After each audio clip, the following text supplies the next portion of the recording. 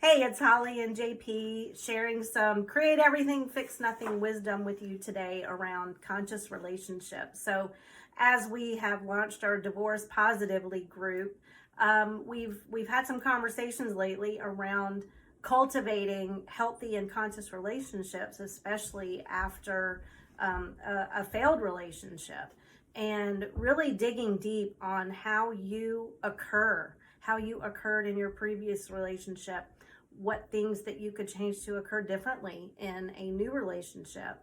And I learned that concept in Landmark Education. If you haven't heard of that, check it out. It's literally mental technology that's very, very transformative. And you have huge mind shifts. And one of my biggest ones was becoming aware and more self-aware of how do I occur in my relationships. One thing that this helped me with was deciding, being very conscious and intentional about how I showed up in my marriage through my divorce, and now in this new amazing relationship. So we're going to bring several pieces of this puzzle together for you. I'm going to jump over for a second to talk about, or actually I'm going to let you take over and talk about dysfunctional patterns or subconscious patterns that we can bring into relationships, again, just completely outside of our awareness. So one of the things, as Holly was talking, it reminded me that this is a form of empathy. It's a form of understanding somebody else and how you're occurring to them, which is huge. But the other piece that we really need to dig into is how we occur to ourselves. And now, what do I mean by that? I mean, what patterns, what behaviors keep coming up in us? And in particular, which behaviors come up during stressful times that may or may not lead to a negative outcome? Either way. But what are those patterns that keep coming up? Because we have in us behavior patterns that we've had that were established before we could speak. We were adjusting to this new world, born into it, and all of a sudden we're having to figure out, because not everything was given to us. Now we had to figure out how to navigate.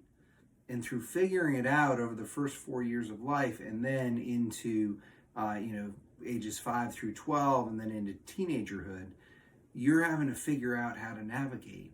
And those patterns we establish early are what actually rule and determine how we behave as we become a teenager, as we become a young adult, and then into adulthood.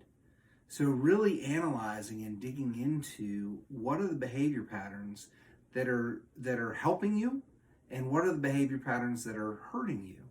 And that's what working with coaches can be so enlightening, because we really force you, as Holly likes to say, into a face full of truth. Really thinking about and analyzing, because it's there. But unless somebody asks you and helps you go through that process of truly defining and figuring out what are your dysfunctional patterns, you are going to keep repeating them. I know I did. I certainly did. But I've recognized that, I've moved through it, and I'm creating different patterns to move forward powerfully. So those patterns stay with you until and unless you recognize them and actually make friends with them and say, hey, I see you. We don't have to do that anymore, because we've got a better way of surviving and becoming even better. Mm-hmm. Yeah, and so, I've heard along the way that a romantic relationship or your soulmate relationship is going to be one of your biggest platforms for growth and evolution if you choose it. And I have to brag on us for a second, because we've been really good about communicating when it's our stuff, when it's our own stuff, when we're coming from a wounded space. Because again, we consciously chose how we wanted to show up in this relationship. And there are so many times when I've started a conversation with JP saying, you have done nothing wrong. Let me make that clear. You've done nothing wrong. This is my stuff. But man, I'm feeling some kind of way. It's such an effective way of communicating when you're feeling just some kind of way, upset, unsure, whatever is coming up for you that just doesn't feel great, it's because of your past wounds. And we're human. These things are going to come up. But what you want to do differently is communicate that, talk about it, instead of like blaming or making your significant other feel like they're doing something wrong all the time. And that can happen so easily out of awareness. So again, just reflect, think about, how am I occurring in my most important relationships, and how would I rather show up? So it happened literally 2 days ago. We were on a walk, and as I began the walk, an awareness, I had had a little bit before, but it really came into the forefront of my mind, and it was that I was being more reactive than I usually am. Normally, for the most part, I'm very responsive and don't tend to react, or definitely not overreact. But I just felt the energy of reactivity, and so I've been thinking about it, and I knew that I needed to bring it up with Holly to get her input to see if she was noticing the same thing.